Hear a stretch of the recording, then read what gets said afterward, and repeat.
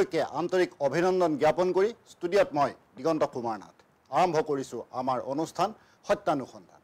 সত্যানুসন্ধানৰ মজিয়াত আজি আমি এটা গুৰুত্বপূৰ্ণ বিষয় আলোচনা কৰিবলৈ লৈছোঁ। পৰীক্ষাৰ বেমেজালি বনাম শিক্ষাৰ্থী। বৰ্তমান অৱস্থাত ছাত্ৰ ছাত্ৰীসকলৰ শৈক্ষিক জীৱনক লৈ প্ৰশ্নৰ উদ্ৰেক হৈছে, উদ্বিগ্ন হৈ পৰিছে অভিভাৱকসকল। লাখ লাখ শিক্ষাৰ্থীৰ জীৱনক লৈ বিভিন্ন ধৰণৰ প্ৰশ্নৰ অৱতাৰণা হৈছে, পৰীক্ষা বন্ধ কৰা হৈছে, এনেধৰণৰ এটা ঘটনা আমাৰ ৰাজ্যখনত ঘটি আছে। সকলো উদ্বিগ্ন হৈ পৰিছে। এই সময়ত আমি এই গুৰুত্বপূৰ্ণ বিষয়টো সন্দৰ্ভত আলোচনা কৰিবলৈ শিক্ষাগুৰু দুগৰাকীক আমি আমন্ত্ৰণ কৰি আনিছোঁ।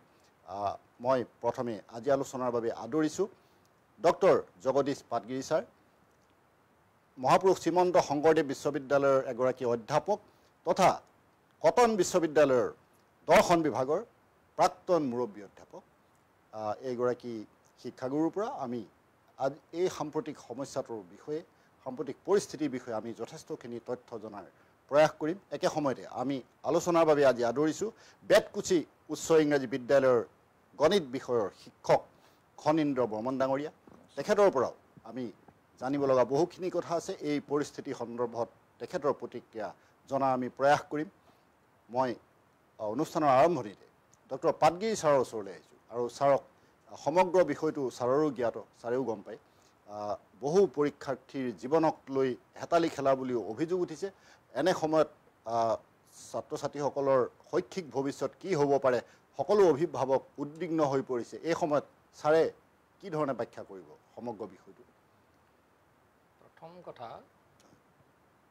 অৱশ্যে তাৰ আগতে মই আপোনালোকৰ মাধ্যমৰ জৰিয়তে আমাৰ অসমৰ সকলো ৰাইজকে মোৰ শ্ৰদ্ধা যাচিছোঁ আৰু এই অনুষ্ঠান যিসকলে চাই আছে তেখেতসকললৈ মই বিষয়টো অতি গুৰুত্ব সহকাৰে ভাবিবলৈ তেখেতসকললৈ মই অনুৰোধ জনাম।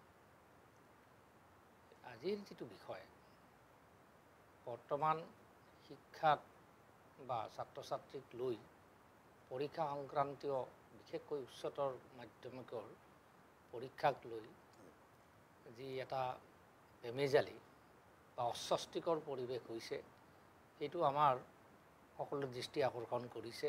বিশেষভাৱে শিক্ষা, সাহিত্য, সংস্কৃতি বা সভ্য মানুহৰ মাজত সকলোৱে জনা শুনা কথা, শিক্ষাৰ মূল্য কিমান, শিক্ষাৰ গুৰুত্ব কিমান।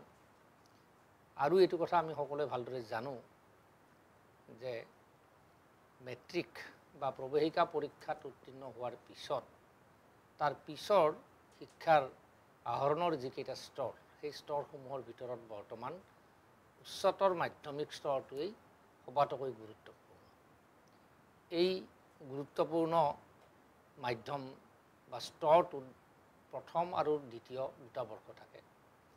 আগতে প্ৰি ইউনিভাৰ্চিটি আছিলে, বিশ্ববিদ্যালয়ৰ অধীনত যেতিয়া আছিলে, বহু বছৰ পূৰ্বেই আমাৰ বোৰ্ড অফ ছেকেণ্ডাৰী এডুকেশ্যন বা উচ্চতৰ মাধ্যমিক কাউন্সিল এতিয়া এইসমূহ বিলোপসাধন কৰি শিক্ষাৰ সংস্কাৰৰ কাৰণে দুয়োটাকে একেলগ কৰি আমাৰ বিদ্যা কি আছিলে, এতিয়া অসম ৰাজ্যিক বিদ্যালয় শিক্ষা বোৰ্ড বা পৰিষদ, এইটো এবছৰ হৈছে।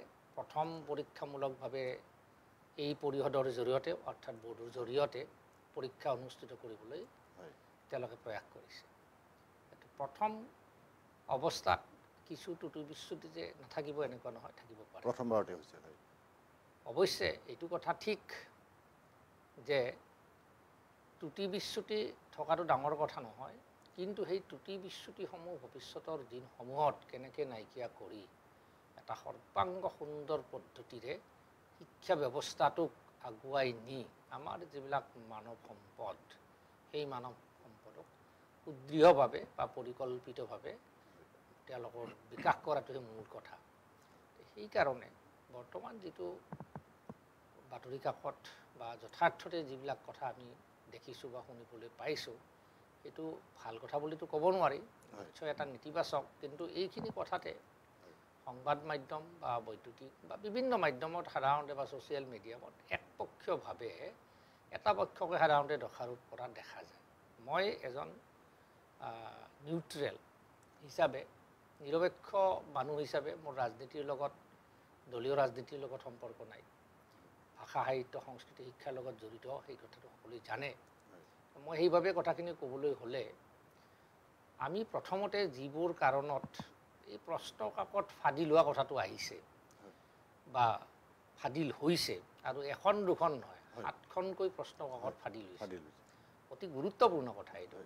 এই গুৰুত্বপূৰ্ণ কথাটোৰ কাৰণে যদি আমাৰ শিক্ষামন্ত্ৰী মহোদয়ে কৈছে তাৰ কাৰণে বোৰ্ড বা পৰিষদ দায়ী নহয়, বিদ্যাৰ্থী পৰিষদ দায়ী নহয়, য'ত লিক আউট হৈছে সেই স্কুলসমূহৰ কৰ্তৃপক্ষ বা তেওঁলোকেহে দোষী ভাবিলে প্ৰকাৰতে এক প্ৰকাৰ হয়ও আৰু এক প্ৰকাৰ নহয়ও। যিহেতু শিক্ষামন্ত্ৰী মহোদয়ৰ তত্ত্বাৱধানতে গোটেই শিক্ষা ব্যৱস্থাটো চলি আছে, গতিকে নৈতিকভাৱে তেখেতৰ দায়বদ্ধ, লিগেলি যিয়ে নহওক। এতিয়া কথাটো হ'ল আজি কিছু বছৰৰ পৰা সঘনাই এই প্ৰশ্ন কাকত যিটো ফাদিল হয় এইটো কিয় হ'বলৈ পায়, কাৰ দ্বাৰা হয়, কেনেকৈ হয়, কি উদ্দেশ্যত হয়, কি কি বিষয় ইয়াৰ লগত জড়িত আছে, এই বিষয়বোৰ অতি গুৰুত্ব সহকাৰে অধ্যয়ন বা অনুসন্ধান কৰাটো অতি জৰুৰী কথা। আৰু ইয়াক নিৰ্মূল কৰি এটা সুগম সুন্দৰ নিখুঁত ব্যৱস্থা কেনেকৈ গঢ়িব পাৰি সেইটো মূল কথা। এতিয়া বাতৰি কাকত বা অন্যান্য মাধ্যমৰ জৰিয়তে ইটো সিটো পক্ষক দোষাৰোপ কৰি এটা বিশৃংখল বা বেমেজালি পৰিৱেশ তৈয়াৰ কৰাৰ কোনো প্ৰয়োজন আছে বুলি মই নাভাবোঁ। পৰীক্ষা অৱশ্যে চৰকাৰীভাৱেও এই মুহূৰ্তত এইখিনি কথাই ক'ম, শিক্ষামন্ত্ৰী মহোদয়েও ইয়াক নিৰ্বাচনৰ লগত সম্পৰ্ক নাৰাখি, নিৰ্বাচন গণতন্ত্ৰত থাকিব, নিৰ্বাচনো হ'ব, কিন্তু তাৰ কাৰণে আমাৰ শিক্ষাৰ্থীসকলৰ ভৱিষ্যত অনিশ্চয়তাত থাকিব নোৱাৰিব। কিয়নো যদি প্ৰথম বৰ্ষৰ পৰীক্ষাতে তেওঁলোকে এই ধৰণে এটা অনিশ্চয়তাত ভুগিবলগীয়া হয়, বিশেষকৈ আমাৰ বোৰ্ডৰ ছাত্ৰ ছাত্ৰীসকলে, তেতিয়াহ'লে যথেষ্ট সুৰুঙা আছে, যথেষ্ট আশংকা আছে, সন্দেহ আছে, এই ব্যৱস্থাটোৰ প্ৰতি তেওঁলোকৰ লাহে লাহে আস্থাটো নাইকিয়া হৈ যাব। এইটো এটা খুব গুৰুত্বপূৰ্ণ কথা। ব্যৱস্থা আস্থাই যদি নাথাকে আৰু আস্থা নাথাকিলে তেওঁলোকে CBSE বা অন্যান্য বা মাধ্যম বা অন্যান্য যিবিলাক ব্যৱস্থা আছে সেই ব্যৱস্থালৈ ধাবিত হোৱাটো স্বাভাৱিক পৰৱৰ্তী সময়ছোৱাত।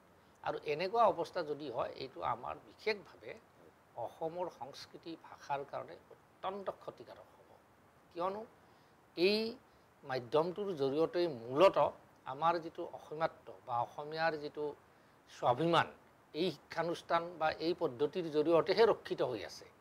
গতিকে সেই কথাটো বহুত গুৰুত্বপূৰ্ণ বুলি ভাবি আমি সকলোৱে এতিয়া এনেকুৱা এটা বাতাবৰণ তৈয়াৰ কৰিব লাগে যে আৰু ভৱিষ্যতলৈ এনেকুৱা কোনো ঘটনা নহয়। ইয়াৰ লগত জড়িত যিবিলাক চক্ৰ, দুষ্ট চক্ৰ বা কোনোবাই যদি অসাৱধানতাবশতঃ বা অনভিজ্ঞতাবশতঃ এনেকুৱা ঘটনা ঘটিছে, তাৰ কাৰণেও ব্যৱস্থা ল'ব লাগে। অভিজ্ঞ পৰিপক্ক মানুহৰ দ্বাৰা পৰীক্ষা চালিত হ'ব লাগে, তেতিয়াহে ব্যৱস্থাটো সুগম হৈ উঠিব। গতিকে মই এই অৱস্থাত এটা কথাই ক'ব খুজিছোঁ নিৰপেক্ষভাৱে যে এইটো চৰকাৰ বা অন্য কোনো পক্ষক দোষাৰোপ কৰি কাৰো শাস্তি দান কৰি বা এনেকুৱা ধৰণৰ কথাতকৈ আমি গুৰুত্ব দিব লাগে ল'ৰা ছোৱালীবিলাকক আগত ৰাখি তেওঁলোকক এটা এতিয়াই অতি শীঘ্ৰেই বা ক্ষিপ্ৰতাৰে এটা পুনৰ ডেট বা তাৰিখ তেওঁলোকক দিব লাগে যে ইমান তাৰিখৰ পৰা ইমান তাৰিখৰ ভিতৰত পৰীক্ষা হ'ব আৰু সেই আশ্বাসটো তেওঁলোকে পাব লাগে। তেতিয়াহ'লে এই কথাখিনি লাহে লাহে প্ৰশমিত হ'ব আৰু অন্য কথাবিলাক পিছলৈ ভাবিব পৰা যাব। ছাৰে সঠিক কথাই কৈছে, কিন্তু এইখিনিতে ছাৰ কেইবাটাও প্ৰশ্নৰ উত্থাপন হৈছে।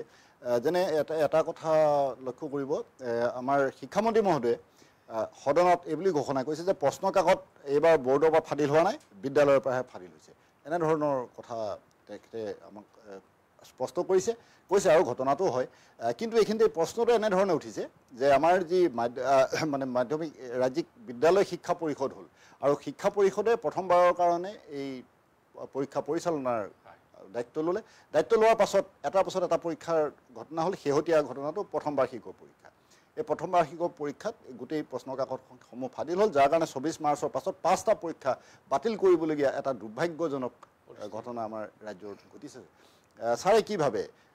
কিন্তু মানুহ কিন্তু একেখিনি ছাৰ, পৰিষদ বুলিও যদি নতুনকৈ আমাৰ গোটেই আন্তঃগাঁথনি পৰিৱৰ্তন হৈছে কিন্তু একেধৰণে আছে দুখিনি সমিলমিলভাৱে কামখিনি হৈছে কেৰণটো ক'ত হৈছে ছাৰ কেৰণটো আচলতে ব্যৱস্থাটোত কেৰণ আৰু মানুহৰ মাজত যিটো নৈতিকতা এই নৈতিকতাৰ ধাৰণাটো একেবাৰে শূন্য পৰ্যায়লৈ গৈছে মানুহে যিকোনো প্ৰকাৰে অসৎ উপায়েৰে নিজৰ ল'ৰা ছোৱালীয়েই হওক বা এছামে পইচা ঘটাৰ কাৰণেই হওক এছামে নিজৰ ল'ৰা ছোৱালীক উচ্চ শিক্ষিত কৰাৰ কাৰণেই হওক এইবিলাক যিটো মানুহৰ সততা থাকিব লাগে সেই মূল্যবোধ একেবাৰে সমাজৰ পৰা নাইকিয়া হ'ব ধৰিছে যাৰ ফলত এই যিবিলাক বিদ্যালয়ৰ জৰিয়তে প্ৰশ্ন কাকতবিলাক ফাদি লৈছে তেওঁবিলাকতো আজিৰ সমাজত বাস কৰা একোটা মানুহেই তেওঁলোকে এইবিলাক কিয় কৰিছে বা হ'বলৈ কেনেকৈ পাইছে অকলটো কোনোবা এজন দুজন মানুহে এইটো কৰিব পৰা নাই কোনোবা শিক্ষক কোনোবা কৰ্তৃপক্ষ কোনোবা প্ৰধান শিক্ষক বা সংশ্লিষ্ট মানুহৰ লগত লগলাগিহে এইবিলাক কাম তেওঁলোকে কৰিব পাৰিছে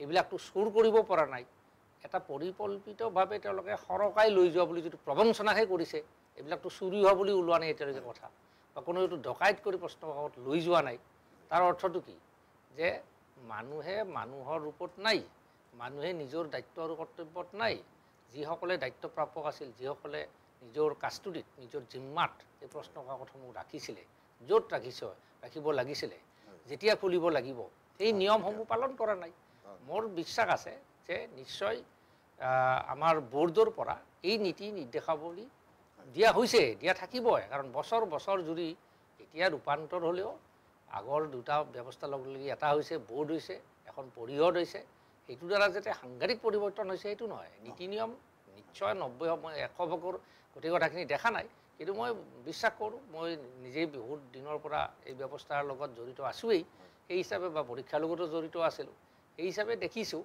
যে গাইডলাইনছ যথাৰ্থতে দিয়া থাকেই কিন্তু মানুহৰ মাজতহে খেলি মেলিবিলাক বেছি হৈছে মানুহৰ যিটো আস্থা আৰু বিশ্বাস নাই মানুহে যিটো অসৎ প্ৰক্ৰিয়াৰে কাম কৰিব লাগে এইটো হৈছে অনেষ্টি নামৰ বস্তুটো নাই গতিকে আপুনি যিটো কথা কৈছে মই মূল সমস্যাটো এই সততাৰ সমস্যা বুলিহে গণ্য কৰোঁ মানুহবিলাক অসৎ হৈছে এতিয়া অসৎ মানুহবিলাকক কেনেকৈ সৎ কৰিব পাৰি এই যে প্ৰবঞ্চক এই যে বদমাছ এই যে ঠগবাজি এইবিলাক যে ক্ৰাইম বা এইবিলাক যে বিভিন্ন অপৰাধ সংঘটিত এইবিলাক অপৰাধ প্ৰশ্ন কাকত ফাদিল কৰি কাৰোবাৰ পৰা পইচা লৈ আগতীয়াকৈ দিয়াটো অপৰাধ লোৱাটো অপৰাধ গতিকে এই অপৰাধবিলাক কেনেকৈ নাইকিয়া কৰিব পাৰি সেইবিলাক চিন্তা কৰিব পাৰিছে মূল সমস্যা কিন্তু মই সেইটো বুলিহে গণ্য কৰোঁ কোনোবা মন্ত্ৰী কোনোবা আমোলা বিষয়াই যে একমাত্ৰ এনেকুৱা নহয় আমাৰ ভিতৰত আমাৰ শিক্ষক ছাত্ৰ অভিভাৱক আৰু ব্যৱসায়ী এটা চক্ৰ এই গোটেইবিলাকৰ মাজত যদি নিষ্ঠা নাথাকে সততা নাথাকে শৃংখলা নাথাকে তেতিয়াহ'লে সমাজবৰ্তি নাথাকিব ই এটা বিশৃংখল অৱস্থালৈ গতি কৰিব গতিকে মই সেইটোৰ ওপৰতহে বৰ্তমান গুৰুত্ব আৰোপ কৰোঁ হয় ছাৰৰ ওচৰলৈ পুনৰ আহিম এটা গুৰুত্বপূৰ্ণ কথা ছাৰে এইখিনিতে কৈছে যে আমাৰ সততা আৰু নিষ্ঠাৰ অভাৱ হৈছে সেইটো সকলোতকৈ উদ্বেগজনক কথা আমাৰ বাবে এতিয়া আহিছোঁ খনীন্দ্ৰ বৰ্মন ডাঙৰীয়াৰ ওচৰলৈ তেখেতৰ পৰা এটা কথা মই জানিব বিচাৰিছোঁ যে সাম্প্ৰতিক সময়ত একাদশ শ্ৰেণীৰ পৰীক্ষাসমূহ নতুনকৈ অনুষ্ঠিত কৰাৰ সিদ্ধান্ত লোৱা হৈছে কিন্তু ইফালে লক্ষ্য কৰিবলগীয়া কথাটো হ'ল কি পঞ্চায়ত নিৰ্বাচনো আহি আছে সেই লৈও বিভিন্ন ধৰণৰ খাম খেয়ালি সৃষ্টি হৈ আছে বৰ্মন ডাঙৰীয়াই কি ভাবে পৰীক্ষা কেতিয়াকৈ হ'বগৈ পাৰে বুলি ভাবে বা ছাত্ৰ ছাত্ৰীসকলৰ মানসিক অৱস্থাৰ কথাও আছে হয় হয় এতিয়া এগৰাকী শিক্ষাগুৰু হিচাপে আপোনাৰ মতামত জানিবলৈ ঠিকে আছে যেহেতু পৰীক্ষাৰ পদ্ধতিটো যেহেতু পৰীক্ষা হ'বই লাগিব বা পৰীক্ষা দিয়াৰ কাৰণে সকলো ছাত্ৰ ছাত্ৰী প্ৰস্তুত কাৰণ তেওঁলোকে পৰীক্ষা দিম বুলিয়েতো পঢ়িছিলে বা পৰীক্ষাৰ কাৰণে তেওঁলোকে ইতিমধ্যে প্ৰিপাৰেশ্যন কৰি পৰীক্ষাত বহাৰ ব্যৱস্থাত তেওঁলোকে আহিছিলে কিন্তু পৰীক্ষাৰ পেপাৰ আউট হোৱাৰ বিনিময়ত তেওঁলোকে হয়তো পৰীক্ষাত বহিব পৰা নাই বা পৰীক্ষাটো বাতিল কৰা হ'ল কিন্তু তেওঁলোকে যিহেতু পৰীক্ষাত বহিবই গতিকে মই ভাবোঁ অতি সোনকালে তেওঁলোকক এটা পৰীক্ষাৰ তাৰিখ এটা দিব লাগে আৰু দি তেওঁলোকক পৰীক্ষাটোত বহাৰ এটা ব্যৱস্থা কৰি দিব লাগে আৰু পঞ্চায়ত নিৰ্বাচনৰ যেহেতু দিন এতিয়ালৈকে ঘোষণা ঠিক তেনেকৈ হোৱা নাই গতিকে পঞ্চায়ত নিৰ্বাচন ঘোষণাৰ আগে আগে বা পঞ্চায়ত নিৰ্বাচনৰ ঠিক হাহাকাৰৰ আগে আগে গতিকে কথাখিনি আমি সকলোৱে বুজি লৈ যে আমি বৰ্ডৰো এইটো দায়িত্ব থাকিব যে তেখেতসকলে অতি সোনকালে এই সকল ছাত্ৰ ছাত্ৰীক পৰীক্ষাত বহাৰ ব্যৱস্থাটো কৰি দি তেওঁলোকক অন্ততঃ তেওঁলোকে পৰীক্ষাটোত যাতে বহিব ভালকৈ বহিব বা তেওঁলোকে যিটো প্ৰিপাৰেশ্যন কৰি আছে সেইমতে তেওঁলোকে আগবাঢ়ি যাব বা তাৰপিছত তেওঁলোকে পৰৱৰ্তী পৰ্যায়ত যিটো তেওঁলোকে দ্বাদশ শ্ৰেণীত পঢ়িবৰ কাৰণে তেওঁলোকৰ সময় লাগিব গতিকে বেছি পলম নকৰি অতি সোনকালে এই পৰীক্ষাটো অনুষ্ঠিত কৰাৰ বাবে মই যিটো ৰাজ্যিক শিক্ষা বোৰ্ডক মই অনুৰোধ জনাইছোঁ। হয়, বৰ্মন ডাঙৰীয়াক ধন্যবাদ জনাইছোঁ। মই পুনৰ ডক্টৰ পাটগিৰি ছাৰৰ ওচৰলৈ আহিছোঁ। ছাৰৰ লগত কিছু সময় আগতে সেই বিষয়ে আলোচনা কৰিছোঁ আৰু ছাৰে কৈছে যে আমাৰ সততা আৰু নিষ্ঠাৰ অভাৱ এটা খুব ডাঙৰ কথা। ছাৰক এইখিনিতেই মই এটা কথা মনত পেলাই দিওঁ যে প্ৰশ্ন কাকতৰ বহি গৰুৱে খোৱাৰ দৰে ঘটনা এইখন ৰাজ্যত ছাৰ ঘটিছে। এনেকুৱা ধৰণৰ দুৰ্ভাগ্যজনক ঘটনাবিলাক ঘটে। এইবাৰ পৰীক্ষাৰ এই এখনৰ পাছত এখনকৈ প্ৰশ্ন কাকতৰ খেলি মেলি ফাদিল এই ধৰণৰ ঘটনাবিলাক হ'ল। ছাৰ এটা কথা লক্ষ্য কৰকচোন, এই সততা আৰু নিষ্ঠাৰ এই অভাৱ বা এই কাৰ্পণ্য আমাৰ শিক্ষক সমাজৰ মাজতো হৈছে, কাৰণ নহ'লে প্ৰশ্ন কাকতখন ফাদিল নহয়, এনেকুৱা ধৰণৰ হৈছে বা কৰ্তব্যৰত কোনোবা ব্যক্তিৰ ক্ষেত্ৰত কিয় হৈছে বুলি ভাবে ছাৰ? ইয়াৰ গুৰিতে অকল শিক্ষকসকল দায়ী নহয়, ইয়াৰ লগত বহুত কথা জড়িত আছে। আমাৰ যিটো ব্যৱস্থা, আমাৰ যিটো বৈষম্য আছে, বৈষম্য মানে এনেকুৱা ধৰণৰ বৈষম্য বৰ্তমান মানে আজিৰ একেদিনে হোৱা নাই। মই বিশ্ববিদ্যালয়ত পঢ়ি থকা দিনৰ পৰাই লক্ষ্য কৰিছিলোঁ। এতিয়াও মোৰ মনত পৰে 1985 চনত স্নাতকোত্তৰ ডিগ্ৰী লোৱাৰ পিছত মই এখন কলেজত যোগদান কৰাৰ অলপ দিন পিছতে এটা কোৰ্চত যোগদান কৰিছিলোঁ, অৰিয়েণ্টেশ্যন কোৰ্চ এটা। এই কোৰ্চত এটা আমাৰ আলোচনা হৈছিলে, কেইবাগৰাকীও সমল ব্যক্তি, বিশিষ্ট বাহিৰৰো অধ্যাপক কেইবাগৰাকীও আছিলে। আমাৰ এটা ছেশ্যনত এটা আলোচনা হৈছিলে যে আমাৰ যিটো ব্যৱস্থা, এই ব্যৱস্থাটো শিক্ষকসকলৰ যিটো স্বাধীনতা, এই স্বাধীনতা কিমান দূৰ আমাক উপভোগ কৰাৰ সুযোগটো দিছে। তেতিয়াই সেই প্ৰশ্নটো উত্থাপন হৈছিলে। আজি তাৰ পৰা প্ৰায় 40 বছৰে হ'ব এতিয়ালৈকে। এই সময়ছোৱাত এতিয়া দেখা গৈছে লাহে লাহে ৰাজনৈতিক পৰিৱৰ্তন হৈছে, অন্য দলৰ চৰকাৰ হৈছে। এই বিভিন্ন পৰিক্ৰমাৰ মাজত আমাৰ শিক্ষকসকল অকল অসমত নহয়, সৰ্বভাৰততেই কেনেধৰণে নিগৃহীত হৈছে, কেনেধৰণে শিক্ষকসকলক ৰাজনৈতিক ব্যৱস্থাটো ব্যৱহাৰ কৰিছে, সেই কথাবিলাকো ইয়াৰ লগত জড়িত হৈ আছে। আৰু শিক্ষকসকলকো তেওঁলোকৰ আচল যিবিলাক কৰ্তব্য, পঢ়া শুনা, পঢ়োৱা, এটা শৈক্ষিক বাতাবৰণ, দেশ নিৰ্মাণ, আমাৰ ভৱিষ্যত পুৰুষৰ মানৱ সম্পদ কেনেকৈ গঢ়িব পাৰি, এই ধৰণৰ যিবিলাক দায়বদ্ধতা, এই দায়বদ্ধতাৰ উপৰিও তেওঁলোকক আমাৰ অসমতে বিশেষভাৱে চেঞ্চাছ বা লোকপিয়ল বা অন্যান্য সভা সমিতিত চৰকাৰী নিৰ্দেশনাৰ জৰিয়তে ৰাজনৈতিক নেতাৰ ভাষণ শুনাৰ আদিলৈকে তেওঁলোকক নিয়োজিত কৰাৰ ব্যৱস্থা কৰা হৈছে। মোটামুটিভাৱে শিক্ষকবিলাকক পুতলা হিচাপে, এক তৃতীয় শ্ৰেণীৰ দাস হিচাপে বা তেওঁলোকৰ যিটো আগৰ ষ্টেটাছ বা ষ্টেণ্ডাৰ্ড, সামাজিক মানদণ্ড আছিল, যিটো সন্মানবোধ আছিল, সেই সন্মানটো ৰাজনৈতিক ব্যৱস্থাটোৱেও বহু পৰিমাণে হ্ৰাস কৰিছে। ফলত কি হৈছে, শিক্ষকসকলে আগতে যিটো স্বাভিমান বা যিটো সন্মানবোধ কৰিছিল, আজি সেই সন্মানবোধটো শিক্ষকসকলৰ নোহোৱা হৈছে, নিজৰ ভিতৰতে নোহোৱা হৈছে। কাৰণ ব্যৱস্থাইও সেইধৰণে কোৱা হৈছে। বহুত সময়ত শিক্ষকসকলক এই শাসকবৰ্গই বা আমোলাসকলেও শিক্ষকসকলক খুব ভাল ব্যৱহাৰ নকৰি যেনে তেনেধৰণে ব্যৱহাৰ কৰিবলৈ যত্ন কৰিছে। অকল কলেজ শিক্ষকসকলক ইউনিভাৰ্চিটি গ্ৰাণ্ট কমিশ্যন, বিশ্ববিদ্যালয় অনুদান আয়োগৰ দ্বাৰা নিৰ্ধাৰিত বেতন দিয়াখিনিয়েই সন্তুষ্টিৰ কাৰণ হ'ব নোৱাৰে। টকা পইচাই মানুহক অকল সন্তুষ্টি নিদিয়ে, মানুহক সন্তুষ্টি দিব লাগিব। সেই যিয়ে যি বৃত্তিত থাকে, সেই বৃত্তিত তেওঁ নিজৰ বৃত্তিটোত থাকি সন্মানবোধ কৰিব লাগিব। আজিৰ যিটো পৰিস্থিতি, শিক্ষকসকলৰ সেই সন্মানবোধটো নিজৰ ভিতৰতে নোহোৱা হৈছে বুলি মই অনুভৱ কৰোঁ। মানে এইটো কথা মই প্ৰত্যক্ষও কৰিছোঁ। আৰু আজিকালি বহুত কেইজন উপাচাৰ্য বা শিক্ষাৰ লগত জড়িত বিশিষ্ট ব্যক্তি, অধ্যক্ষ বা অধ্যাপক বিশেষভাৱে দলীয় মাপকাঠিৰে পৰিচালিত হৈ আছে। এই যিটো দলীয় ব্যৱস্থাৰে শিক্ষকসকলক বা শিক্ষানুষ্ঠানত আবদ্ধ কৰিব খোজা হৈছে বা দলীয় ভাৱধাৰাৰ মাজত ৰাখিব খোজা হৈছে, এইবিলাক হ'ল গোটেই ব্যৱস্থাটোৰ কাৰণে ক্ষতিকাৰক। ফলত কি হৈছে, শিক্ষকসকলৰো, শিক্ষাৰ লগত জড়িত কৰ্মচাৰী, বিষয়া সকলোৰে গোটেই ব্যৱস্থাটোৰ প্ৰতিয়ে এটা সস্তীয়া ভাৱাবেগ আহিছে। তেওঁলোকৰ আগৰ যিটো গুৰু গম্ভীৰ, সেইটো নোহোৱা হৈছে।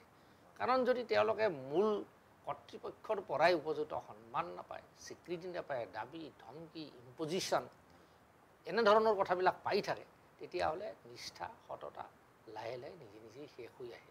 গতিকে সেইকাৰণে মই প্ৰথমতে কৈছিলোঁ, শিক্ষকসকলক পোনে মই দোষ দিব নোখোজোঁ। শিক্ষকসকল অন্যান্যসকলৰ দৰে তেওঁলোকো মানুহ একোজন, তেওঁলোকৰো ঘৰ থাকে, পৰিয়াল থাকে। আপুনি যদি চায় কথাখিনি যদি বিশদভাৱে ক'বলগীয়া হয়, ইয়াৰ লগত জড়িত বহু কথাই আহে। এতিয়াও অসমত ঠিকাভিত্তিক শিক্ষকসকলক অহৰ্নিশে ছাঁটাই কৰা ভাৰতবৰ্ষত দিল্লী বিশ্ববিদ্যালয়তে মই নিজেই দেখিছোঁ। বহু মেধা সম্পন্ন ছাত্ৰ ছাত্ৰী কলেজ নিযুক্তিৰ সময়ত দিল্লী বিশ্ববিদ্যালয়ত দলীয় ব্যৱস্থাৰ ফলত বহু দালালৰ দ্বাৰা পইচা পাতি লৈ তেনেকুৱা ধৰণৰ কাম কৰিছে।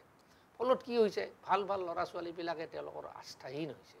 আৰু এনেকুৱা যদি আস্থাহীন অৱস্থা এটা হয়, শিক্ষকসকলে মূলতঃ পৰীক্ষা নিয়ন্ত্ৰণ কৰে, তেওঁলোকে এইটো চলায়, গতিকে শিক্ষকসকলো স্খলিত হৈ পৰে। ছাৰ, অতি শেহতীয়া কথা, আমাৰ শিক্ষামন্ত্ৰী মহোদয়ে কিন্তু এই ঘোষণাও কৰিলে সদনত যে আমাৰ ঠিকাভিত্তিক শিক্ষকৰ নিযুক্তি বন্ধ, এই ধৰণৰ ঘোষণাও কৰিছে। এই গোটেই কথাবিলাকৰ জৰিয়তে শিক্ষকসকলক ঠিকাভিত্তিক ফেলোশ্বিপ দি পেলাই এবছৰ দুবছৰৰ কাৰণে এইবিলাক ব্যৱস্থাৰ দ্বাৰা এটা সৰ্বাংগ সুন্দৰ শিক্ষা ব্যৱস্থা ভৱিষ্যতলৈ আশা কৰা নাযায়। শিক্ষা ব্যৱস্থা যদি সৰ্বাংগ সুন্দৰ হ'ব লাগে, নিখুঁত হ'ব লাগে, তেতিয়াহ'লে বিধি অনুসৰি অন্যান্য চৰকাৰী কৰ্মচাৰীৰ যেনেকৈ 60 বছৰত তেওঁলোকে ৰিটায়াৰ্ড হ'ব, অৱসৰ গ্ৰহণ কৰিব, ঠিক সেইদৰে তেওঁলোকৰ যিখিনি সা সুবিধা, সেই সা সুবিধাখিনিও নতুনকৈ আজি শিক্ষক এজন স্কুলৰ শিক্ষকেই হওক, উচ্চতৰ মাধ্যমিকৰে হওক বা মহাবিদ্যালয় বা বিশ্ববিদ্যালয়ৰে হওক, যথেষ্ট কষ্ট কৰিবলগীয়া হয়। এতিয়া মইতো ভাবোঁ ACS IAS হোৱাটো বহুগুণে সহজ হৈ পৰিছে কলেজ বা বিশ্ববিদ্যালয়ৰ ভাল অধ্যাপকৰ চাকৰি পোৱাতকৈ। কাৰণ নেট থাকিব, স্লেট থাকিব, ডক্টৰেট থাকিব, তাৰপিছতো আকৌ উত্থাপন হৈছে তেওঁলোকে কমন টেষ্ট দিব লাগিব। নাপুত নাচুত উদ্ভট কাণ্ড কাৰখানাৰ দ্বাৰা শিক্ষা ব্যৱস্থা এটা পৰিচালিত কৰিব খোজা হৈছে। এই হ'ল শিক্ষা ব্যৱস্থাটোৰ এটা ছুইচাইডেল আত্মঘাতীজনক বিবেচনা বা ধাৰা। এইবোৰ যদি চলি থাকে তেতিয়াহ'লে নিজে নিজেই ইয়াৰ স্খলনটো আৰম্ভ হৈ যায়। সেইকাৰণে মই ভাবোঁ চৰকাৰীভাৱে যিবিলাক পলিচি শিক্ষকসকলৰ ক্ষেত্ৰত লোৱা হ'ব, ই অন্যৰ লগত তুলনা ইয়াক কৰিব নালাগে। এইটো এটা সম্পূৰ্ণ ধৰণৰ মানুহৰ আত্মাৰ, মানুহৰ দৈহিক, মানুহৰ সামাজিক সকলোবিলাক বিকাশৰ এটা মূল বস্তু হয়। ইয়াত পোনপ্ৰথমতে শিক্ষক এজনে দেখাত এখন দলং নিৰ্মাণ কৰি নিদিয়ে, কিন্তু এজন মানুহ ভৱিষ্যতৰ কাৰণে মহাকাশক যাব পৰা কৰি দিয়ে। এজন মানুহক তাৰ সৰ্ববিধ্বংসী বেমাৰ আজাৰৰ পৰা মুক্ত কৰা মানুহ কৰি দিয়ে। এজন মানুহক এজন সমাজতাত্ত্বিক বা এজন দাৰ্শনিক বা এজন ইঞ্জিনিয়াৰ, অভিযন্তা, এজন সকলো পক্ষতে তেওঁলোকে নিৰ্মাণ কৰি দিয়ে। গতিকে সেই নিৰ্মাণ কৰি দিয়া সকলক যি পদ্ধতিৰে নিয়োগ কৰিব লাগিব, সেই পদ্ধতিটো সুস্পষ্ট হ'ব লাগে, স্বচ্ছ হ'ব লাগে, আৰু লগতে কি হ'ব লাগে, তেওঁলোকৰ ভৱিষ্যত নিৰাপত্তা থাকিব লাগে। এতিয়া এই পদ্ধতিবিলাকৰ জৰিয়তে কোনো নিৰাপত্তাৰ কথা ইয়াত নাই। 2 বছৰ পিছত ছাঁটাই হ'ব, 1 বছৰ পিছত ছাঁটাই হ'ব, আৰু কোনোবাই পাব, কোনোবাই যাব। এই নিৰাপত্তা, এই অনিশ্চয়হীনতাৰ মাজত সততাৰে তেওঁলোকে পৰীক্ষা কেনেকৈ পৰিচালনা কৰিব, সততে কেনেকৈ পঢ়ুৱাব, এইবোৰ মানসিক প্ৰশ্ন আমাৰ মনলৈ আহে। ছাৰ, গুৰুত্বপূৰ্ণ কথা।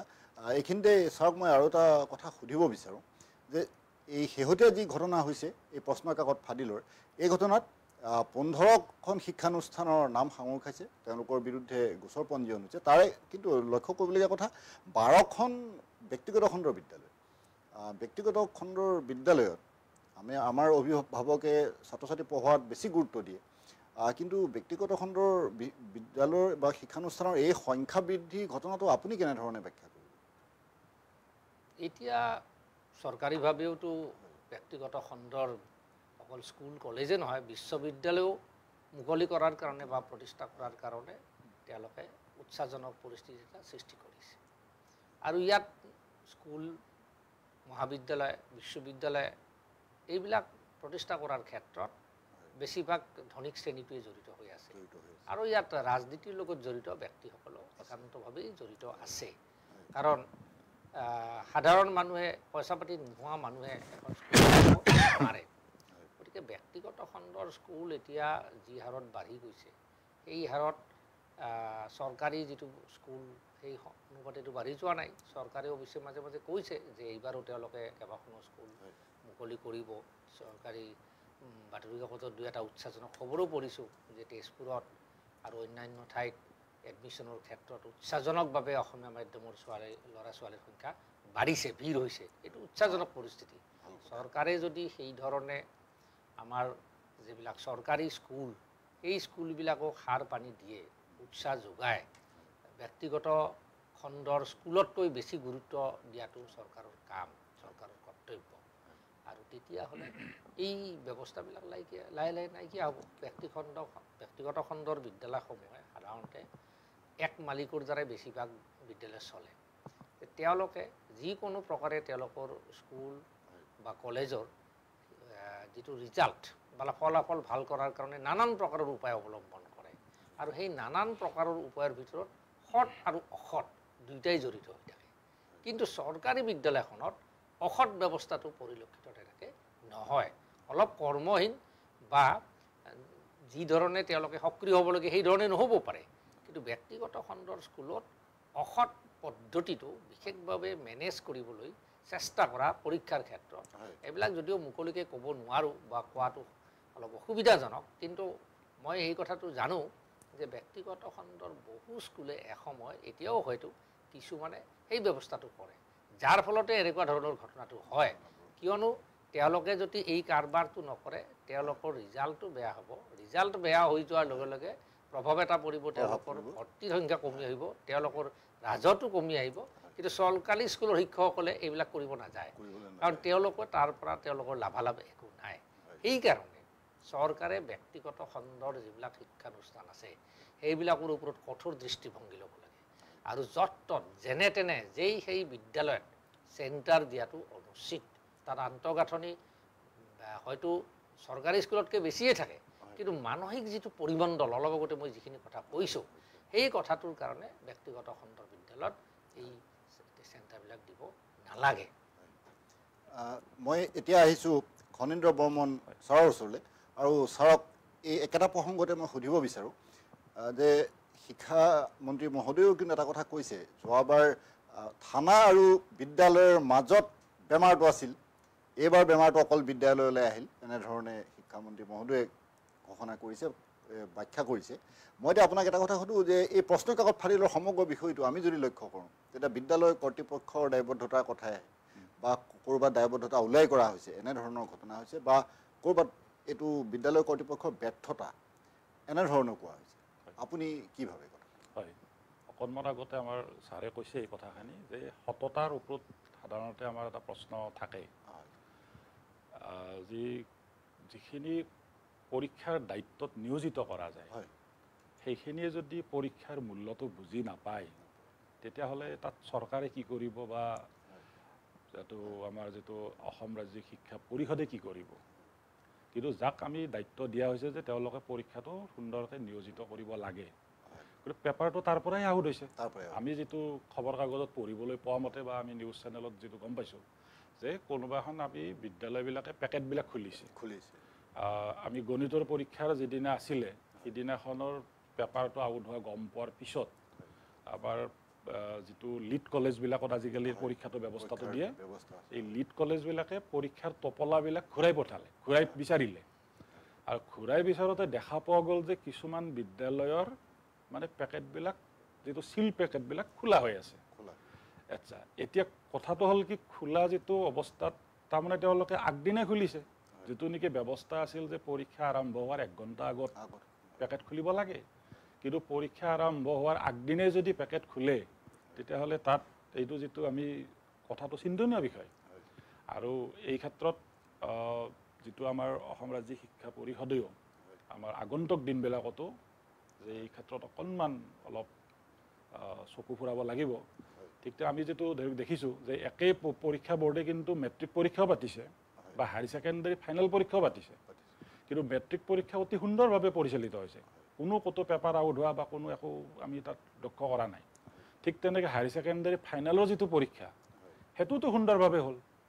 কিন্তু এই যিটো ফাৰ্ষ্ট ইয়াৰৰ পৰীক্ষাটোৰ যিটো ব্যৱস্থাটো, ইয়াতে গণ্ডগোল, এই ব্যৱস্থাটোত অকণমান কি হৈছে, তাৰমানে কি, যিহেতু পৰীক্ষাবিলাকৰ যিটো আমি যিটো মেট্ৰিকৰ বা ফাৰ্ষ্ট ইয়াৰ যিটো ছেকেণ্ড ইয়াৰৰ পৰীক্ষাটো সাধাৰণতে কুৱেশ্যন পেপাৰবিলাক সাধাৰণতে আমাৰ এই থানাত থাকে, আৰু থানাৰ পৰা 1 ঘণ্টা বা 1.5 ঘণ্টা আগত পৰীক্ষা যিটো চেণ্টাৰবিলাকে লৈ আহে আৰু চেণ্টাৰবিলাকত পৰীক্ষাবিলাক হয়। কিন্তু হায়াৰ ছেকেণ্ডেৰী ফাৰ্ষ্ট ইয়াৰৰ যিটো ছিষ্টেমটো সাধাৰণতে আমাৰ যিটো CBSE কোৰ্চবিলাকো ধৰক নিজাকৈ পাতে বা আগতো হায়াৰ ছেকেণ্ডেৰী ফাৰ্ষ্ট ইয়াৰবিলাক স্কুলবিলাক বা মহাবিদ্যালয়বিলাকে নিজাকৈ পাতিছিলে হয়তো সেই ছিষ্টেমটোৱে হৈ আছে গতিকে যিটো আমাৰ যিবিলাক স্কুলবিলাকত বহুত প্ৰাইভেট স্কুলবিলাকতো চেণ্টাৰ দিয়া হৈছে বা চৰকাৰী বিদ্যালয়বিলাকতো চেণ্টাৰ আছে হয়তো এটা কিবা এটা ধৰক বিসংগতি এটা হয়তো দেখা পোৱা গ'ল হয়তো পিছৰ পৰ্যায়বিলাকত হয়তো সেইটো নাথাকিব লাগে বুলি আমি আশাবাদী কাৰণ আমাৰ সকলো অভিভাৱক শিক্ষক বা ছাত্ৰ ছাত্ৰী সকলোৱে বিচাৰে যে এটা পৰীক্ষা অতি নিয়াৰিকৈ যাতে কোনো বিশৃংখলতা নোহোৱাকৈ পৰিচালিত হোৱাটো সকলোৰে কাম্য বিশেষ কৰি যিসকল ছাত্ৰ ছাত্ৰীয়ে পৰীক্ষা দিয়ে তেওঁলোকৰ যিটো মানসিক অৱস্থা আজি তেওঁলোকে পৰীক্ষা দিবৰ কাৰণে প্ৰিপাৰেশ্যন কৰি যেতিয়া পিছদিনাখন গম পায় যে আমাৰ পৰীক্ষা নহ'ল গতিকে সেইটোৰ সমান আৰু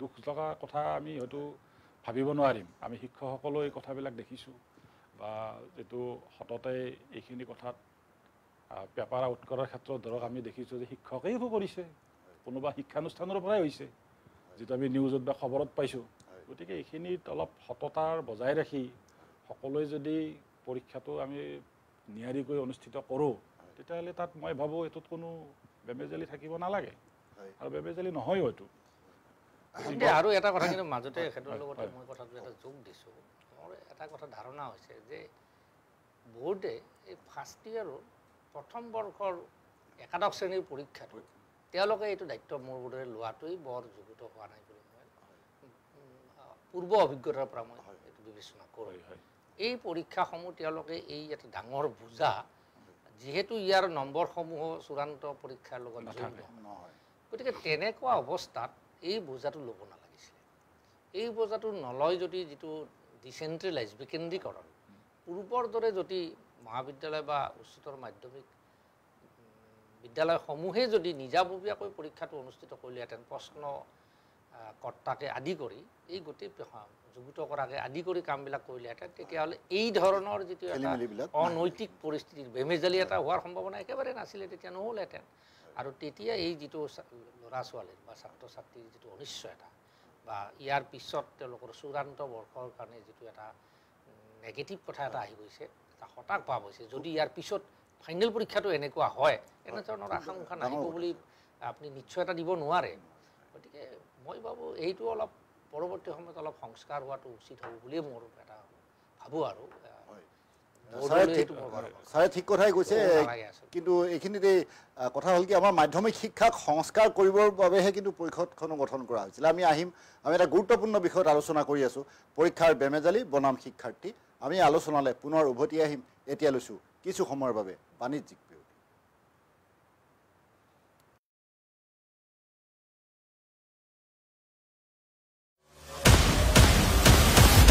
নমস্কাৰ মই নিশা আৰু আপোনালোকে চাই আছে এনিভাৰো 24ৰ নতুন অনুষ্ঠান কিচেন আড্ডা আৰু মই বৰ্তমান উপস্থিত আছো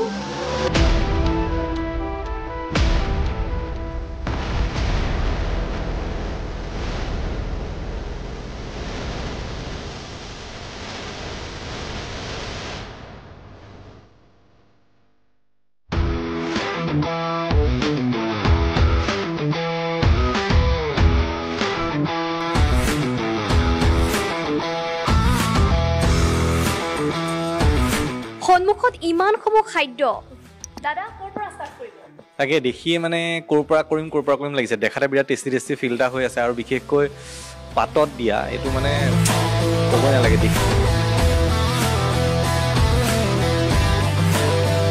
যেহেতু দাদা মই আপোনাৰ পৰা জানিব বিচাৰিম গামছ ডেলিকেচি এটা নাম নহয় এটা ব্ৰেণ্ড হয় আৰু ইয়াৰে খাদ্যৰ জুতি লোৱাৰ পিছত গ্ৰাহকে পুনৰবাৰ আহিব বিচাৰে ইয়াৰ খাদ্যৰ আৰু ৰহস্যটো কি মই আপোনাৰ পৰা জানিব বিচাৰিম যেহেতু দুপৰীয়াৰ সময়ত বহুত ভিৰ দেখিবলৈ পোৱা যায় আৰু সকলোৰে যেহেতু পচন্দৰ খাদ্য বেলেগ বেলেগ হয় আৰু অৰ্ডাৰ যেহেতু বেলেগ বেলেগ আহে আপোনালোকে কেনেদৰে গ্ৰাহকৰ এই অৰ্ডাৰসমূহ দিবলৈ চেষ্টা কৰে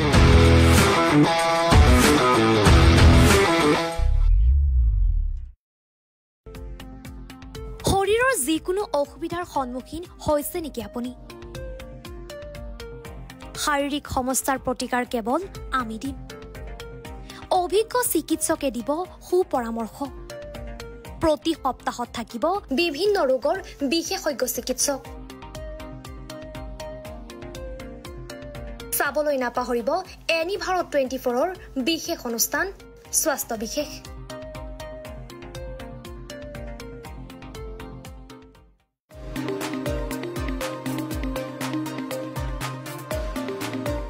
আপোনাৰ ঘৰখন আৰু অফিচটো চালে চকুৰোৱাকৈ সজাওক। আজি আহক সকলো ধৰণৰ অত্যাধুনিক ফাৰ্নিচাৰৰ বাবে চিটি ফাৰ্নিচাৰ 6 মাইল গুৱাহাটী। আমাৰ ঠিকনা 6 মাইল পাঞ্জাবাৰী ৰোড পুৰবিটাৰীৰ সন্মুখত গুৱাহাটী। আমাৰ যোগাযোগ নম্বৰ 9435013969।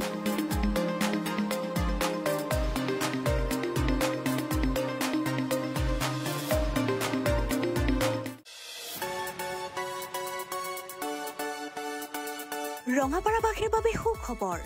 আপুনি যদি দুচকীয়া বাহন ক্ৰয় কৰিব বিচাৰিছে তেন্তে এতিয়াৰ পৰা আৰু চিন্তাৰ কোনো প্ৰয়োজন নাই।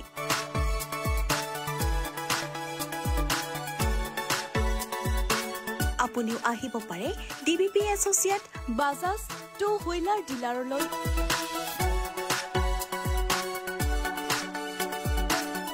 আমাৰ ঠিকনা হৈছে ৱাৰ্ড নং ৮ ঠাকুৰবাৰী ৰোড, ডাকঘৰ ৰঙাপাৰা, জিলা শোণিতপুৰ, অসম। আমাৰ যোগাযোগ নম্বৰ হৈছে 9435707133 আৰু 9707967285।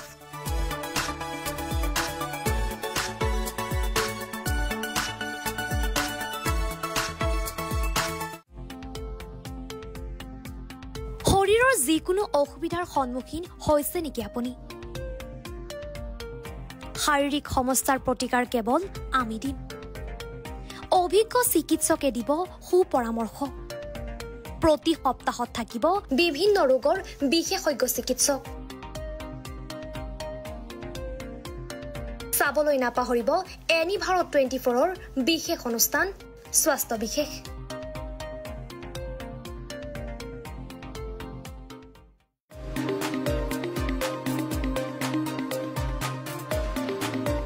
আপোনাৰ ঘৰখন আৰু অফিচটো চালে চকুৰোৱাকৈ সজাওক।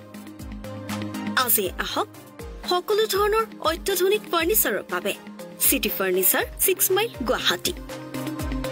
আমাৰ ঠিকনা 6 মাইল পাঞ্জাবাৰী ৰোড পুৰবিটাৰীৰ সন্মুখত গুৱাহাটী। আমাৰ যোগাযোগ নম্বৰ 9435013969।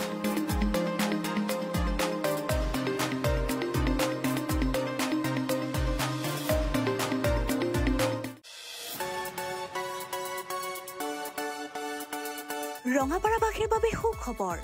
আপুনি যদি দুচকীয়া বাহন ক্ৰয় কৰিব বিচাৰিছে তেন্তে এতিয়াৰ পৰা আৰু চিন্তাৰ কোনো প্ৰয়োজন নাই।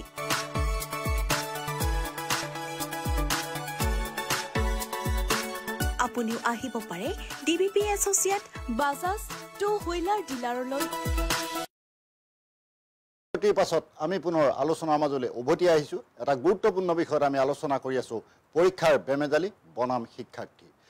মই বিৰতিৰ পাছত ডক্টৰ জগদীশ পাটগিৰি ছাৰৰ ওচৰলৈ আহিছোঁ আৰু ছাৰক এই বিষয়ত এটা কথা সুধিব বিচাৰিছোঁ, কাৰণ এতিয়া প্ৰতিক্ৰিয়া আৰম্ভ হৈছে, বিৰোধিতা আৰম্ভ হৈছে। বিৰোধী কংগ্ৰেছ দলে পৰিষদৰ কাৰ্যালয় ঘেৰাও কৰিছে আৰু অভিভাৱকসকলেও বিভিন্ন ধৰণৰ তথ্য জানিবলৈ, তথ্য সুধিবলৈ, কাৰণ ল'ৰা ছোৱালীৰ কাৰণে উদ্বিগ্ন হৈ পৰিছে। এই পৰিষদৰ কাৰ্যালয়লৈ যাতায়াত আৰম্ভ কৰিছে বামুণী মৈদামলৈ। এনে এটা উদ্বেগজনক পৰিস্থিতি বৰ্তি আছে। ছাৰে এই সন্দৰ্ভত কি ক'ব? পৰীক্ষা যেতিয়া দিয়াৰ কাৰণে ছাত্ৰ ছাত্ৰীয়ে সাজু হৈ উঠিব, বহুদিন কষ্ট কৰি তেওঁলোকে পৰীক্ষা দিয়াৰ কাৰণে আগবাঢ়ি গৈ হঠাৎ যেতিয়া এনেকুৱা ধৰণৰ বিশৃংখল ঘটনাবিলাক ঘটিব, স্বাভাৱিকতে তেওঁলোকে কিছু পৰিমাণে ইৰিটেট বা তেওঁলোকে যে ক্ষোভিত নহ'ব তাৰ কোনো নিশ্চয়তা নাথাকে, ক্ষোভিত হ'বই। গতিকে গোটেই কথাবোৰ পলম নকৰাকৈ শিক্ষা বিভাগে শীঘ্ৰে এটা ব্যৱস্থা ল'ব লাগে। এটা নিৰ্দিষ্ট তাৰিখ বিহুৰ আগতেই কৰিব লাগে আৰু ইলেকশ্যনৰ পিছত কেতিয়াও কোনো কাৰণত নিব নালাগে।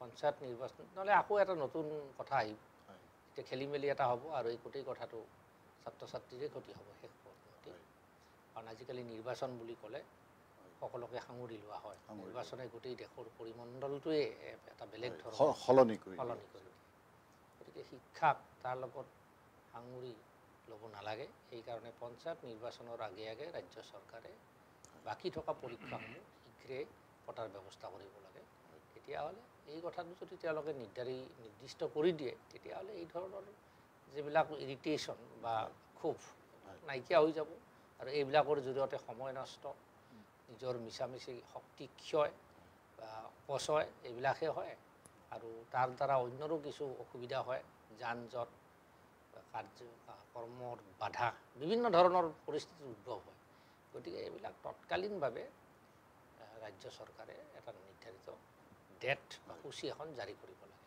এইটো হ'ল 1 নম্বৰ কথা আৰু এই সূচীখন খুব বেছি গেপতো কৰিব নালাগে এইটো হ'ল প্ৰথম বৰ্ষৰ আজিকালি ইতিমধ্যে যথেষ্ট ব্যৱধান ৰখাই হয় আগতেতো কোনো ধৰণৰ সোমবাৰে আৰম্ভ হৈ প্ৰায় শনিবাৰে পৰীক্ষা শেষ হৈ যায় এনেকুৱা হৈছিলে আজিকালি যথেষ্ট এটা আৰামদায়ক অৱস্থাতেই ছাত্ৰ ছাত্ৰীয়ে পৰীক্ষা লিখিব পাৰে গতিকে কিছু সেই ধৰণৰ চিন্তা চৰ্চা কৰিব লাগে কম সময়ৰ ভিতৰত পৰীক্ষা হ'ব লাগে বহুদিন দীঘলীয়া পৰীক্ষা হ'ব নালাগে বহুদিন দীঘলীয়া অকল এই পৰীক্ষাটো বুলিয়েই নহয় যিবিলাক চূড়ান্ত পৰীক্ষা হ'ব চূড়ান্ত পৰীক্ষাৰ কাৰ্যসূচী বা সেই তালিকা যুগুত কৰোঁতেও এইবোৰ কথা লক্ষ্য কৰিব লাগে যিমানেই দীঘলীয়া হ'ব সিমানেই খেলি মেলি হোৱাৰ সম্ভাৱনাটো বেছি হৈ থাকে কম সময়ৰ ভিতৰতে এইবিলাক হৈ যাব লাগে কাৰণ ভবা হয় যে অংক ইংৰাজী বা যিবিলাক সাধাৰণতে টান বিষয় বুলি ভাবি বিজ্ঞান এইবিলাকৰ কাৰণে যথেষ্ট সময় লাগে এইটো মিছা কথা প্ৰত্যেকটা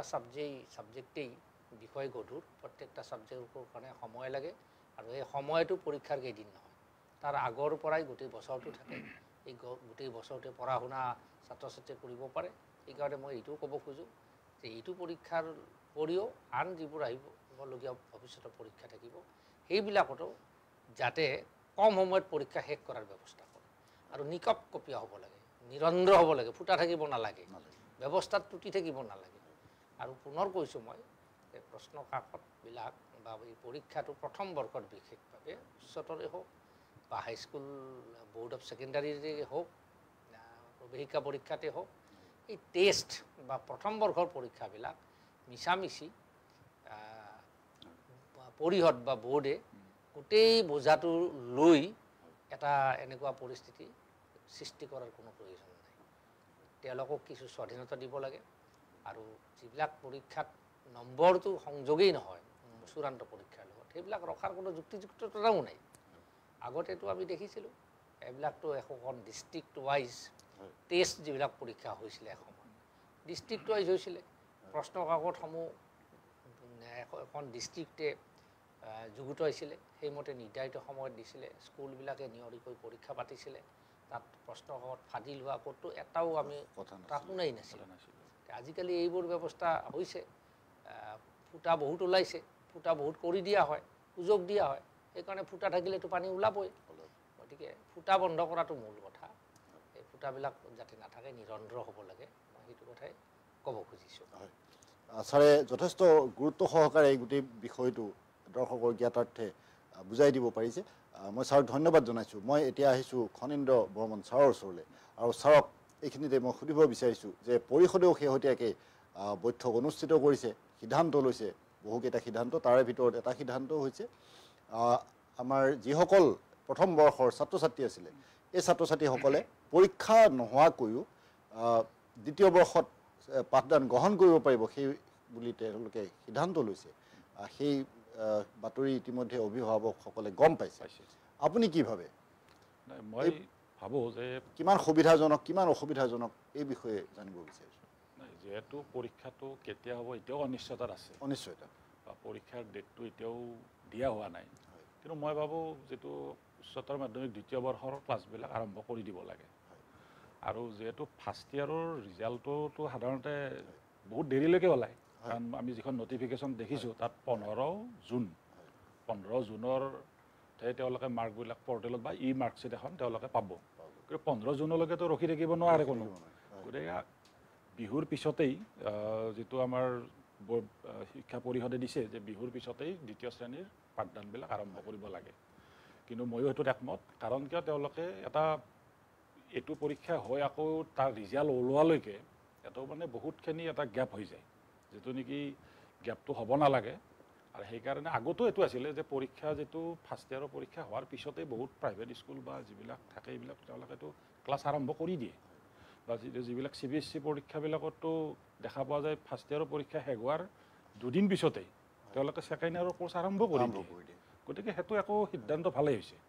আৰু সেইখিনিত আমাৰ সকলো ল'ৰা ছোৱালীয়ে এইটো বুজিব লাগে যে আমি পৰীক্ষা দিয়া নাই দেখোন ফাৰ্ষ্ট ইয়াৰৰ, গতিকে আমি ছেকেণ্ড ইয়াৰৰ ক্লাছ কৰিব যাম নেকি, এইটো অকণমান তেওঁলোকে মনত ভাবিব পাৰে।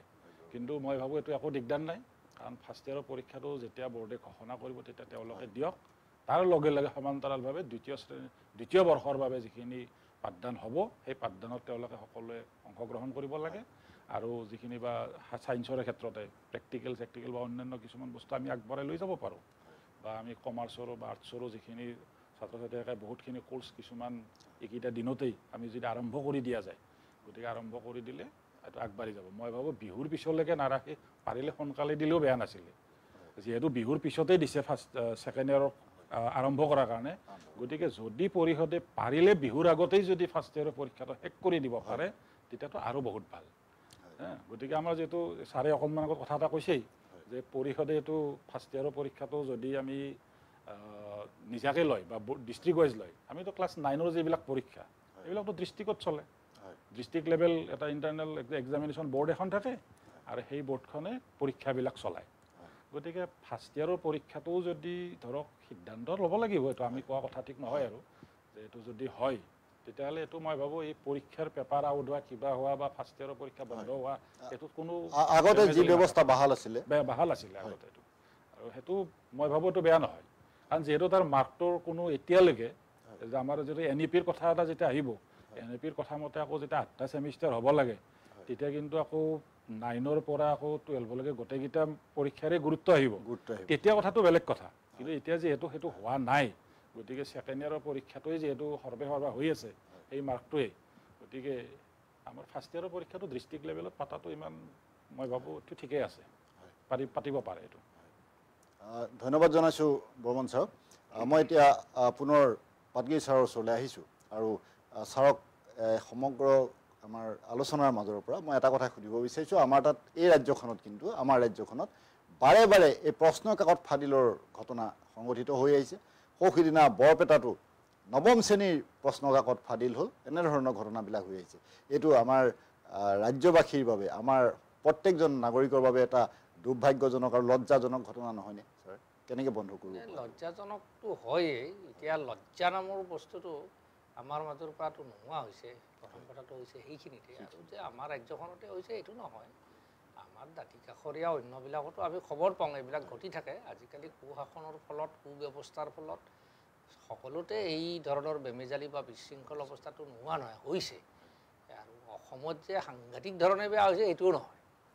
অসম বহু ক্ষেত্ৰত এই ক্ষেত্ৰত আগবাঢ়ি আছে। অৱশ্যে দাক্ষিণাত্যৰ ৰাজ্যসমূহৰ কথাটো বেলেগ, তাত পৰিশীলিত, তাত শৃংখলিতভাৱে হয়। সাধাৰণতে বিহাৰ, উত্তৰ প্ৰদেশ, মধ্যপ্ৰদেশ এইবিলাকতো যে বৰ ভালকৈ চলিছে এনেকুৱা নহয় কথাটো।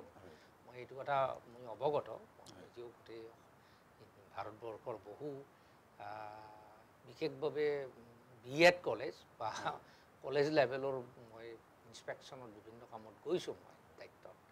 তাৰ পৰা মই গম পাইছোঁ এনেকুৱা নহয় কথাটো। অসম সেই ক্ষেত্ৰত ইমান দুৰ্বল নহয়। আজি অসমীয়া ল'ৰা ছোৱালীবিলাকো গৈ বিভিন্ন ঠাইত খুব ভাল ভাল পদত অধিষ্ঠিত হ'ব পাৰিছে, এইবিলাক যথেষ্ট ভাল খবৰে। কিন্তু গোটেই কথাটো হৈছে কি আমি তাতে সন্তুষ্ট হ'ব নালাগে। আমাৰ সাম্প্ৰতিক বা বৰ্তমান যিটো অৱস্থা হৈছে বা ল'ৰা ছোৱালীখিনিৰ যি এতিয়া অনিশ্চয়তা অকণমান আহিছে, এইখিনি এনেকুৱা অনিশ্চয়তা নহয় যে দূৰ কৰিব নোৱাৰে। আমাৰ আপুনিও কৈছে, আমাৰ এখেতেও কৈছে, বৰ্মনে কৈছে যে পৰীক্ষাটো বিহুৰ আগে আগে, ময়ো কৈছোঁ বিহুৰ আগে আগে তেওঁলোকৰ পৰীক্ষাটো শেষ কৰি দিব পাৰিলে ভাল। এতিয়া মোৰ বোধেৰে এতিয়াও সময় আছে, নোৱাৰিব বুলি কোনো কথা নাই। আৰু যিটো তেওঁলোকৰ ফাইনেল বা চূড়ান্ত বৰ্ষৰ পাঠ্যক্ৰম, সেই পাঠ্যক্ৰমখিনি বিহুৰ পিছত যেনে তেনে আৰম্ভ কৰিব লাগে। এইটো পৰীক্ষাৰ লগত তেনেকৈ সম্পৰ্ক ৰক্ষা কৰিব নালাগে। আগতে এইটো প্ৰথম বৰ্ষৰ পৰীক্ষাৰ লগত দ্বিতীয় বৰ্ষৰ পৰীক্ষাৰ তেনেকৈ সম্পৰ্ক নাছিলে। 2-4 দিন এটা সামান্য বিৰতিৰ পিছতেই একেলগে আৰম্ভ হৈছিলেই, এইটো চৰকাৰী বেচৰকাৰী সকলোতে হৈছিলে। এতিয়াও সেই ব্যৱস্থাটো ভাল ৰাখিব লাগে আৰু অভিভাৱক বা ছাত্ৰ ছাত্ৰীসকলেও ভাবিব নালাগে যে এই পৰীক্ষাটো যিকোনো কাৰণত এটা পৰিস্থিতিৰ উদ্ভৱ হ'ল, পৰিস্থিতিটো তেওঁলোকে মানি ল'ব লাগিব, কাৰণ তেওঁলোকেও জানে যে তেওঁলোকেও শুদ্ধ নহয়, তেওঁলোকেও সৎ নহয়, গোটেই সমাজখনে অসৎ হৈছে। এই অসৎ অৱস্থাত মাজে মাজে এনেকুৱা ধৰণৰ 2-এটা ভূমিকম্প আহিব আৰু এই ভূমিকম্পৰ জোকাৰণিৰ ফলত নিজৰ ঘৰ বাৰী 2-এটা ভঙা চিঙা যাবই। এইকাৰণে যাতে এনেকুৱা ধৰণৰ মানৱসৃষ্ট ভূমিকম্প নহয়, তাৰ কাৰণে নিজে সৎ হোৱাৰ কাৰণে কি পদ্ধতিৰে আমি সৎ হ'ব পাৰোঁ, আমাৰ অতীত ভেলুজ কি আছিলে, আমাৰ মূল্যবোধ কি আছিলে, আমি আমাৰ ইতিহাস, আমাৰ বুৰঞ্জী, আমাৰ সংস্কৃতি, আমাৰ সভ্যতা, আমাৰ শংকৰদেৱ, আমাৰ মাধৱদেৱ, আমাৰ জাউতিযুগীয়া যিবিলাক ঐতিহ্য, এইবিলাক আমি কেনেধৰণে এতিয়া সন্মান কৰিছোঁ, যদি আমাৰ সেইবিলাক ধাৰণাত থাকিলহেঁতেন, জীৱন জগতৰ প্ৰতি যদি ৰাখিলোহেঁতেন, জাতি মাতি ভেটি ভাষা সংস্কৃতিৰ প্ৰতি যদি আমাৰ মমত্ববোধ থাকিলহেঁতেন, তেতিয়াহ'লে এই দুষ্কাৰ্যবিলাক সংগঠিত নহ'লহেঁতেন। মানুহে যেতিয়া সৎ বুলি ক'লে তাতেই কথাটো শেষ হৈ নহয়, সৎৰ লগত বহুত বস্তু জড়িত হৈ থাকে, বাতাবৰণটো জড়িত হৈ থাকে, বাতাবৰণৰ লগত অতীত বৰ্তমান আৰু তাৰ পৰাই অতীত আৰু বৰ্তমানৰ পৰা ভৱিষ্যত নিৰ্মাণ হয়। আমাৰ অতীতটো ভাল আছিল, কিন্তু বৰ্তমানটো বৰ ধুঁৱলি কুঁৱলীময়। বৰ্তমানত আমি বহুত পৰিমাণে দিশভ্ৰষ্ট, পথভ্ৰষ্ট, আমি ব্যক্তিকেন্দ্ৰিক, আমি ভোগ বিলাস ইত্যাদিত উন্মাদ, মত্ত, ড্ৰাগছ, ভাং, মদ, জুৱা এইবিলাকৰ প্ৰতি আমি লালায়িত। এনেকুৱা যিবিলাক বেয়া আচাৰ, বেয়া কথা, এই বেয়া কথাবিলাক যদি আমি ৰোধ কৰাৰ কাৰণে সকলো স্তৰৰ মানুহে চেষ্টা কৰোঁ, তেতিয়াহ'লে পৰীক্ষা এটা ফাদিল প্ৰশ্নকত ফাদিল নোহোৱাকৈ অনুষ্ঠিত কৰাটো একো ডাঙৰ কথা নহয়। আৰু কোনো যে বেছি জনসংখ্যা হৈছে কিবা হৈছে সেইটোও ইমান ডাঙৰ সমস্যা এই ক্ষেত্ৰত নহয়। মানুহবিলাকে যদি এতিয়া অলপ মূল্যবোধ বা মই কোৱা সততাৰ ওপৰতে এতিয়া গুৰুত্ব দিছোঁ, বা বহুত বছৰৰ পৰা মই এইটো কৈ আছোঁ যে মানুহৰ যদি সততা নাথাকে তেতিয়াহ'লে একো নাথাকে। সততাই হ'ল তাৰ ভূষণ, সততাই তাৰ হ'ল অস্ত্ৰ। সেইকাৰণে সততাত গুৰুত্ব দিব লাগিব। মানুহ এজনে 1000খন কিতাপ পঢ়িব পাৰে, 100ৰ ভিতৰত 99 নম্বৰ পাব পাৰে, 100 পাব পাৰে, কিন্তু তাৰ যদি অনেষ্টি, ভাৰ্চু, মহৎ গুণ যদি নাথাকে, মমত্ববোধ যদি নাথাকে, দয়া যদি নাথাকে, মৰম যদি নাথাকে, চেনেহ যদি নাথাকে, আৰু অন্যক ভাল পোৱা, এই তাৰ মানৱীয় আবেদনটো যদি নাথাকে, এনেকুৱা ঘটনাবিলাক ঘটিয়েই থাকিব। এইবিলাক তাৰ কাৰণে হয়, কোনেও কাৰো কথা নভবাৰ কাৰণে এইবিলাক হয়। আৰু মানুহে হিতাহিত জ্ঞান হেৰুৱাইছে। এই হিতাহিত জ্ঞান যাতে ঠিকমতে ৰাখিব পাৰে, তাৰমানে সংযত হ'ব লাগিব। সংযত হ'বলৈ মাত, কথা, ভাষা, গৃহস্থবিলাক ঠিক হ'ব লাগিব, মাক দেউতাক ঠিক হ'ব লাগিব, যিবিলাকে এইবিলাক সংগঠিত কৰিছে। কোনোবা গাৰ্জেণ্টে কৰিছে, কোনোবা ছাত্ৰইও কৰিব পাৰে, কোনোবা তাৰ লগত আৰু বেপেৰুৱা, কোনোবা অসামাজিক জীৱইও কৰিব পাৰে। গতিকে এই গোটেইবিলাক আমি যদি এটা পৰিশীলিত ৰূপত এখন ভাল সমাজ গঢ়াৰ কাৰণে শংকৰদেৱে যি আদৰ্শ দিছে, চৰকাৰে যদি তেনেকুৱা ব্যৱস্থা লয়, এই মূল্যবোধ শিক্ষা ব্যৱস্থাত নাই, একেবাৰে নাই। এথিক্স বা নৈতিকতা এইবিলাক নাই আজিকালি, এইবিলাক থাকিব লাগে। মূল্যবোধ কেন্দ্ৰিক কোনো শিক্ষা নাই আজিকালি। টেকন'লজি, ছায়েন্স এইবিলাকৰে বেছি প্ৰভুত্ব আছে, কিন্তু মানৱ যিটো অধ্যয়ন বা সমাজৰ যিবিলাক লাগতিয়াল বিদ্যা, এইবিলাকৰ গুৰুত্ব একেবাৰে কমাই দিছে। ইও এটা ডাঙৰ কিন্তু এইবিলাকৰ নেতিবাচক কাৰক হোৱাৰ কাৰণ। সেইকাৰণে আমি পাঠ্যক্ৰমত এইবিলাক বস্তু দিব লাগিব। দিলে নিশ্চয় আমাৰ ব্যৱস্থাটো ভাল হ'ব, তেতিয়া এইবিলাক ৰোধ হ'ব।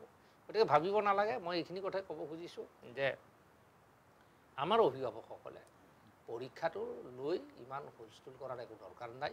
বেয়া কথা হৈছে, আমি বেয়া পাইছোঁ, এনেকুৱা ঘটনা হ'ব নালাগে। তাৰ কাৰণে 2-4টা আমাৰ ফালৰ পৰা আমি পৰামৰ্শ আগবঢ়ালোঁ। ভৱিষ্যতলৈ যাতে এই ঘটনা সংঘটিত নহয়, সকলোৱে সজাগ থাকক। ছাৰক এইখিনিতে মই এটা সৰু কথা আৰু সুধিব বিচাৰোঁ যে এই ঘটনাবিলাক হৈ আছে, ইয়াৰ পাছত যিসমূহ শিক্ষানুষ্ঠানৰ নাম সাঙুৰ খাইছে, সেইসমূহ শিক্ষানুষ্ঠানৰ স্বীকৃতি বাতিলৰ ধৰণৰ এনে এটা প্ৰক্ৰিয়া আৰম্ভ হৈছে। আৰু ছাৰক মই সুধিব বিচাৰোঁ, এই ঘটনাবিলাকৰ লগত যিহেতু তদন্ত আৰম্ভ হৈছে, CID তদন্ত লৈছে একত্ৰভাৱে, এই যিসকল দোষী বুলিতো কোনোবা এজন ওলাবই, কোনোবা 2-এজনতো তেনেধৰণৰ ওলাব, সেইসকলক শাস্তিমূলক দৃষ্টান্তমূলক শাস্তি পোৱাটো উচিত হয়নে নহয়? এতিয়া ক্ৰাইম বা অপৰাধ হ'লেতো তাৰ শাস্তি পাব লাগিব, কিন্তু কথাটো হ'ল যে বেঙেনা চোৰেও কিল খায় আৰু হাতী চোৰে হাৰিছে। ইয়াত যিকেইটা হৈছে মই ভাবোঁ এইকেইটা হাতীচোৰ নহয়, এইকেইটা বেঙেনা চোৰ। বেঙেনা চোৰ যিবিলাক বিদ্যালয়কেইখন কোনকেইখন বিদ্যালয় মই ভালকৈ জানিব পৰা নাই। যদি এই বিদ্যালয়সমূহৰ আন্তঃগাঁথনি, যদি বিদ্যালয়সমূহৰ বহু ছাত্ৰ ছাত্ৰী আছে, যদি বিদ্যালয়সমূহ যথেষ্ট শক্তিশালী ৰূপত আছে, বহু পুঁজি তেওঁলোকৰ আছে, তেতিয়াহ'লে তেওঁলোকৰ ওপৰত স্বাভাৱিকতেই কঠোৰ হ'ব লাগে। কাৰণ মই সেইটোতে বিশ্বাসী। আৰু যদি একেবাৰে দুৰ্বল পৰ্যায়ৰ এখন বিদ্যালয়, তাত এনেকুৱা ঘটনা হয়, এইটোও অপৰাধ, তেওঁলোকে হাৰি যাবলৈ নাই। কিন্তু বেঙেনা চোৰৰ ওপৰতহে কিলটো পৰে। বেঙেনা চোৰক ৰেহাই দিব লাগে কিছু পৰিমাণে। কিয়নো সেই স্কুলখনৰ স্বীকৃতি পৌনেছাতে যদি বাতিল কৰা হয়, বাতিল কৰিব লাগিলে তাত পৰৱৰ্তী যিবিলাক ছাত্ৰ ছাত্ৰী আছে, সেই স্কুলখনে আল্টিমেটলি বন্ধ হোৱাৰ উপক্ৰম এটা হৈ যাব পাৰে। গতিকে এটা মানৱীয় দৃষ্টিভংগী ৰাখিব লাগিব লগত। গতিকে মই এইখিনি কথা এই মুহূৰ্ততে গোটেই ডিটেইলছ বা পুংখানুপুংখ নজনাকৈ কোৱাটো উচিত হ'ব। কিন্তু এইটো ঠিক কঠোৰ ব্যৱস্থা এটা ল'ব লাগিব ভৱিষ্যতে, যাতে এনেকুৱা নহয়। যিবিলাক মোৰ মানে শিক্ষানুষ্ঠানত চবেইবিলাক নিশ্চয় এই কামটো কৰা নাই, কোনোবা এটা দুটা মানুহ তাত জড়িত হৈছে। গতিকে আমি শিক্ষানুষ্ঠানক লগে লগে কিয় ব্লেমটো কৰিম? আজি এখন ভাল বিশ্ববিদ্যালয়ত কোনোবা এজন বেয়া ছাত্ৰই বেয়া কাম এটা কৰিব পাৰে, আমি পোনতে সেই বিশ্ববিদ্যালয়খনক আমি কিয় হাত দিম? এই বিশ্ববিদ্যালয়খনতো বহুত ইতিমধ্যে সমাজলৈ অৱদান আগবঢ়াইছে, ভৱিষ্যতলৈ দিব। গতিকে আমি সেনেকুৱা কথাতে গুৰুত্ব দিব লাগে বুলি মই ভাবোঁ। ছাৰক ধন্যবাদ জনাইছোঁ। মই এতিয়া আহিছোঁ খনীন্দ্ৰ বৰ্মন ছাৰৰ ওচৰলৈ, আৰু ছাৰক মই এই কথাটো সুধিব বিচাৰোঁ যে 10খন জিলাৰ 15খন শিক্ষানুষ্ঠানৰ বিৰুদ্ধে এই শেহতীয়া ঘটনাক্ৰমত গোচৰ ৰুজু কৰা হৈছে, আৰু এই গোচৰটো CIDয়ে একত্ৰভাৱে ৰুজু কৰিছে। একত্ৰভাৱে ৰুজু কৰি CIDয়ে তদন্ত আৰম্ভ কৰিছে, বিভিন্ন ধৰণৰ খোজ খবৰ লৈছে পৰিষদৰ কাৰ্যালয়ত। ছাৰে কি ভাবে, এই প্ৰক্ৰিয়াৰে সমগ্ৰ বিষয়টোৰ সমাধান হ'বনে, বা দোষীসকলে শাস্তি পাব বুলি আপুনি? এটা ব্যৱস্থা, সেইবিলাকত আমি বিশেষ মতামত দি একো লাভ নাই। কাৰণ সেইটো ব্যৱস্থাত কোনোবাই যদি কিবা হৈছে, অপায় অমংগল হৈছে, সেইটো তদন্ত কৰিবই লাগিব, চিনাক্ত কৰিবই লাগিব, আৰু নিয়ম বা আইন ব্যৱস্থাটো আছে, তাৰ আধাৰতে সেইবিলাক কাম কৰিব। সেইবিলাকত আমি বেছি মতামত দিয়াৰ প্ৰয়োজন নাই। আমাৰ কথাটো হ'ল কি, এনেকুৱা ধৰণৰ দুৰ্ভাগ্যজনক, এনেকুৱাজনক নেতিবাচক ঘটনা যাতে সংঘটিত ভৱিষ্যতলৈ হ'ব নোৱাৰে, তাৰ কাৰণে আমি চিন্তা চৰ্চা কৰিব লাগে, আৰু চৰকাৰে বিশেষভাৱে ভাবিব লাগে। এইটো কোনেও আকৌ মই প্ৰথমতে কৈছোঁ দোষাৰোপ কৰা কথা নহয়, ভৱিষ্যতলৈ এনেকুৱা ঘটনা হ'ব নালাগে। অসম এখন ভাল ৰাজ্যৰ যদি ভাৰতবৰ্ষৰ ভিতৰত আগশাৰীত যাব লাগে, তেতিয়াহ'লে সকলো ক্ষেত্ৰতে এটা আদৰ্শনীয় হ'ব লাগিব। তাতে আকৌ শিক্ষা ব্যৱস্থাটো বেছি ভাল হ'ব লাগিব। আমাৰ ছাৰে দুয়োগৰাকী আজিৰ অতিথিয়ে আপোনালোকক যথেষ্টখিনি তথ্য বিশ্লেষণ আগবঢ়ালে। এটা গুৰুত্বপূৰ্ণ বিষয়ত পৰীক্ষাৰ বেমেজালি বনাম শিক্ষাৰ্থী, যিটো বিষয় লৈ যোৱা কিছুদিন আমাৰ এই ৰাজ্যখনৰ উদ্বিগ্নতাৰ সৃষ্টি হৈ আহিছে। অভিভাৱকসকল চিন্তিত হৈ পৰিছে, ছাত্ৰ ছাত্ৰীসকলৰ ভৱিষ্যতক লৈ সকলো শংকিত হৈ পৰিছে। এনে এক বিষয় লৈ আমি এই আজিৰ অনুষ্ঠানত সত্যানুসন্ধানত আমি পুংখানুপুংখভাৱে বিশ্লেষণ আগবঢ়ালোঁ, আৰু দুয়োগৰাকী শ্ৰদ্ধাৰ শিক্ষাগুৰুৱে আপোনালোকক যথেষ্টখিনি বিশ্লেষণ দাঙি ধৰিলে। তাৰ বাবে আজিৰ অনুষ্ঠানত অংশগ্ৰহণ কৰাৰ বাবে দুয়োগৰাকীৰ প্ৰতি মই আন্তৰিক ধন্যবাদ জ্ঞাপন কৰিলোঁ। আপোনালোককো ধন্যবাদ জনালোঁ এই অনুষ্ঠান ইমান সময় উপভোগ কৰি থকাৰ বাবে। এনেধৰণৰ অন্যান্য অনুষ্ঠান আৰু বিশদ বা বাতৰিৰ বাবে চাই থাকিব NE ভাৰত 24। এতিয়া অনুষ্ঠানৰ পৰা বিদায় লৈছোঁ। শুভৰাত্ৰি।